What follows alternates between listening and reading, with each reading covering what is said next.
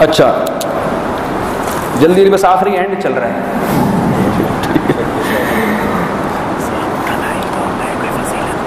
اچھا میں بیان کرتا ہوں. سعودی عرب میں مدینہ یونیورسٹی کے پرنسپل،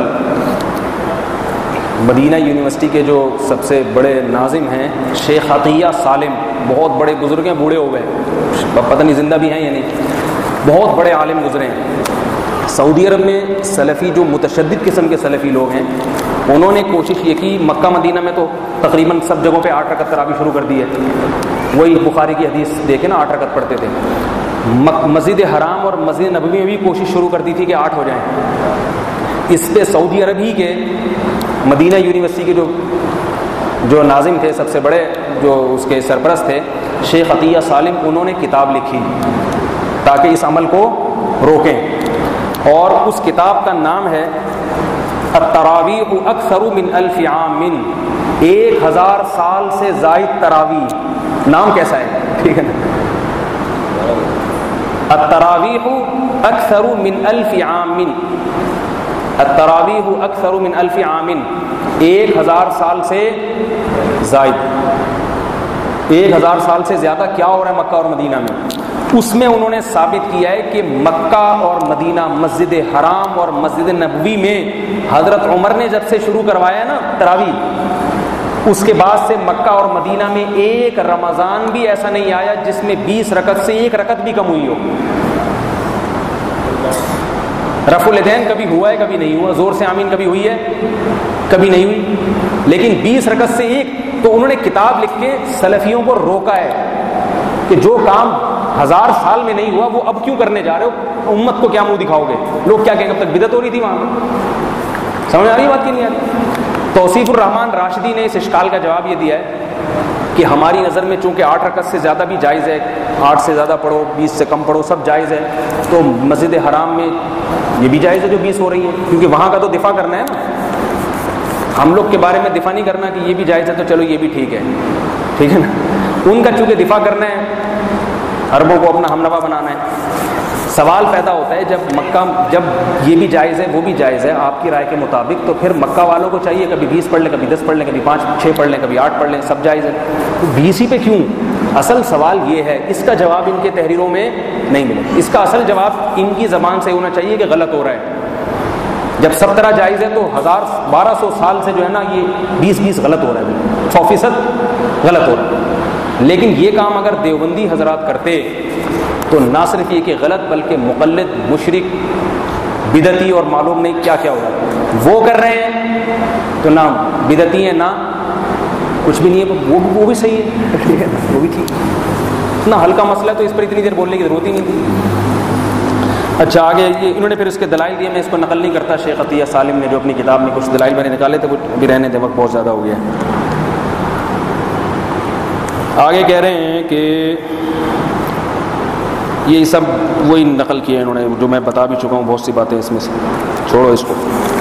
بس ایک فتویٰ نقل کر دیتا ہوں سعودی عرب کے مفتی اعظم کا، سعودی عرب کے مفتی اعظم جو شیخ بن باز کے استاذ تھے.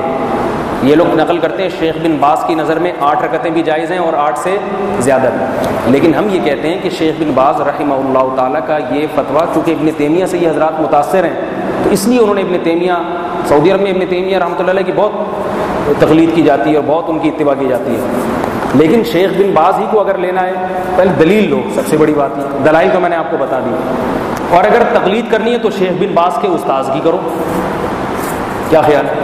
یہ کیا بات ہے؟ سعودی عرب میں بھی وہ والے عالم کی کرنی ہے جو اپنے حساب پہ بیٹھے، اور شیخ بن باز بھی 20 کو بدعت نہیں کہتے تھے، وہ کہتے یہ بھی ٹھیک ہے وہ بھی ٹھیک ہے، 20 پہ وہ بھی آگ بگولا نہیں ہوتے تھے. باقی ان کے جو استاذ ہیں سماحت الشیخ محمد ابن ابراہیم آل الشیخ رحمہ اللہ تعالی، ان سے کسی نے سوال پوچھا ہے تراویح ہمارے ہاں 20 ہے 8 ہیں کتنی ہے، تو جواب پڑھ دیتا ہوں سوال سے، آپ کو کیا کرنا ہے. ٹھیک ہے، یہ فرماتے ہیں الجواب الحمدللہ ذهب اکثر اہل العلم کالامام احمد والشافعی وابی حنیفۃ الى ان صلاة التراویح 20 رکعۃ لان عمر رضی اللہ عنہ لما جمع الناس على ابی بن کعب كان يصلي بهم 20 رکعۃ وكان هذا بمحضر من الصحابۃ فيكون كالاجماع. فرماتے ہیں کہ اکثر اہل علم جن میں امام احمد، شافعی، ابو حنیفہ اس طرف گئے ہیں کہ صلاۃ تراویح 20 رکعتیں ہیں، کیونکہ حضرت عمر نے جب لوگوں کو ابی ابن کعب پہ جمع کیا تو ابی ابن کعب ان کو 20 رکعتیں پڑھایا کرتے تھے. حافظ بن زید کا جو اس حدیث سے استدلال کرے وہ خود ضعیف اور منقطع ہے، ٹھیک ہے نا. تو سعودیہ کے وہ بھی منقطع ہو گئے. پھر آگے کہہ رہے ہیں وَكَانَ هَذَا بِمَحْضَرٍ مِّنَ الصَّحَابَةِ، یہ سب کچھ صحابہ کے سامنے تھا. فَيَكُونُ كَالْإِجْمَاعِ، لہذا یہ کس کی طرح ہو گیا؟ اجماع کی طرح ہو گیا. وَعَلَى هَذَا عَمَلُ النَّاسِ الْيَوْمَ الْآن، کہہ رہے ہیں اسی پر آج بھی لوگوں کا عمل ہے. پتہ چلا ان کے دور میں مکے اور مدینے میں بھی 20 ہوتی تھی سب جگہ، یہ اب 8 شروع ہوئی ہیں چند سال پہلے.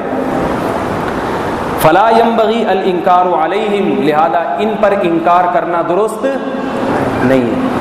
آگے انہوں نے پھر یہ ضرور نقل کیا ہے، کیونکہ میں آدھی عبارت نقل کروں گا تو غلط ہو جائے گا، کہ جو 8 پڑھ رہے ہیں ان کو بھی مت روکو. اس کی دلیل یہ بیان کی ہے کہ نبی صلی اللہ علیہ وسلم نے بیت اللہ کی تعمیر کو اس لیے نہیں آگے بڑھایا کہ لوگوں میں اختلاف اور انتشار ہوگا. تو اختلاف اور انتشار کا خطرے کی وجہ سے بیت اللہ کی تعمیر روک دی ہے.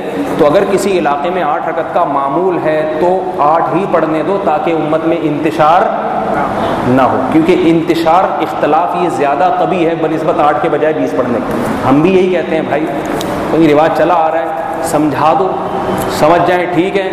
آگے پھر یہ کہ وہ دار اسلام سے خارج اور بدعتی اور گمراہ، یہ ہمارے اکابر کا طرز عمل نہیں ہے. کبھی یہاں اہل حدیث آتے ہیں 8 رکعت پڑھ کے چلے جاتے ہیں. میں نے 6 سال میں کسی کو بولا وہ ادھر بولا کسی کیا 8 لگا کے رکھی ہوئی، کوئی بات نہیں بھائی، اس کی جو سمجھ میں آیا بیچارہ کر رہا ہے. وہ بھی کس کے لیے کر رہا ہے؟ نبی صلی اللہ علیہ وسلم کی اتباع میں اس کو جتنی سمجھ ہے کر رہا ہے. تو 20 پڑھو 8 پڑھو یہ اتنا بڑا مسئلہ نہیں ہے. آپس میں اتحاد اور اتفاق رہنا چاہیے. باقی دلائل آپ کے سامنے آ گئے ہیں. تو یہ صرف اس لیے دیے ہیں کہ ہم لوگ بیوقوف نہیں ہیں. جو علماء دیوبند ہیں نا وہ بیوقوف نہیں ہیں. ہم جو ائمہ اربعہ کی اتباع کرتے ہیں وہ اسی وجہ سے کہ ان کے دلائل الحمدللہ بہت مضبوط ہیں.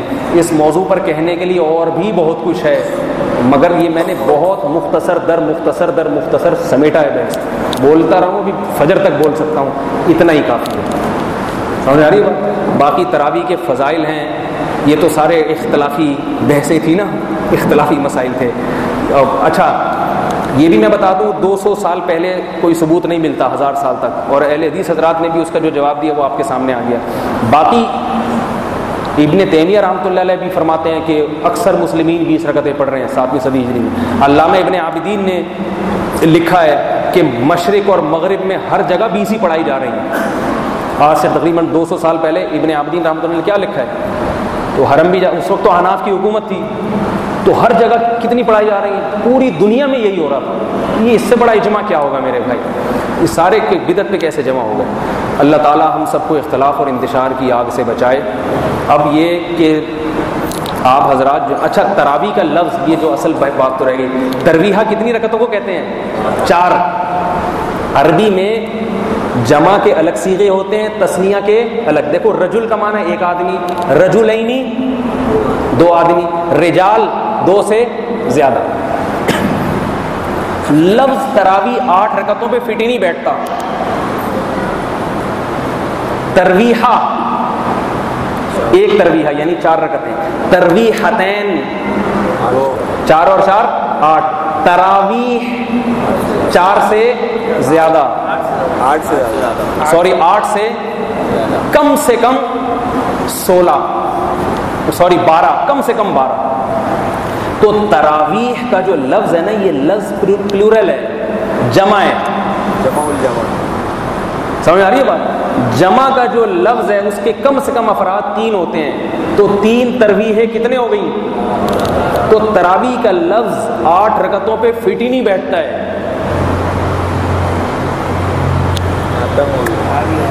اور اس سے بھی اتنگ ایک اور بات، کہ تراوی جمع بھی نہیں ہے، جمع کثرت ہے. عربی میں جمع بھی دو قسم کی، جمع قلت اور جمع یعنی بہت سارے ترویح ہے. اس سے بھی پتہ چلتا ہے کہ 12 سے بھی زیادہ. ایک غیر مقلد حنفی بنے اسی وجہ سے، یہ لفظ میں غور کر کے کہ یہ تو تراویح کا لفظ تو فٹ ہی نہیں بیٹھتا آرڈر کر. خیر مجھے شوق نہیں ہے کسی غیر مقلد کو حنفی بنانے کا. میں ایک مثال دے رہا ہوں کہ ترویحہ کا لفظ ہی نہیں بیٹھتا. پھر بھی اگر کہو کہ ابن تیمیہ نے یوں کیا، فلاں نے سعودی عرب میں 8، تو پھر اس کا مطلب آپ مقلد ہیں، پھر آپ محقق. اور تقلید بھی آج کے مولویوں کی کر رہے ہیں، وہ بھی پوری نہیں. سعودی عرب کی بھی آدھی بات لیتے ہیں، آدھی نہیں لے رہے. اور کرنی ہے تو میرے بھائی ائمہ اربعہ کی کرو نا، جو آپ سے پہلے بڑے بزرگ گزر چکے ہیں، جو صحابہ تابعین جو گزر چکے ہیں ان کی کرو نا. تو یہ تو تھا اس پہ بحث. باقی تراویح کے فضائل کیا ہیں یہ تو کچھ ہوا ہی نہیں ہے، انشاءاللہ پھر کل بیان کروں گا تراویح کے بعد. صحیح ہے نا؟ تو آپ لوگ چونکہ تھک گئے ہیں بہت زیادہ. باقی صحابہ تابعین کیسے شوق سے پڑھا کرتے تھے. حضرت عائشہ اپنے غلام کو رمضان میں کہتی تھی آؤ بھائی نماز پڑھاؤ ہم کو. مسجدوں کو آباد کیا کرتے تھے، مسجدیں بھر جایا کرتی تھیں. تو یہ خواتین بھی بیان سن رہی ہیں تو بس اب تھک گئی ہوں گی میرا خیال ہے خواتین بھی. تو انشاءاللہ یہ اس کے فضائل پر کچھ باتیں کل کر دیں گے، یا کوئی بھی موقع ملا انشاءاللہ اس میں بیان کر دوں گا. یہ تو سارے اختلافی مسائل تھے. اب لڑیں آپ لوگ، ٹھیک ہے، ایک دوسرے کو چھیڑیں.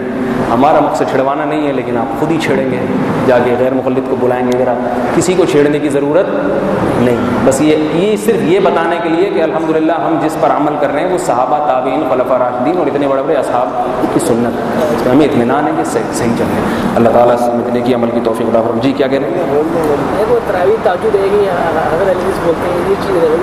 یہ تھوڑی وقت بہت ہو گیا. پھر انشاءاللہ سبحانک اللہم و بحمدک نشہد ان لا الہ الا انت نستغفرک.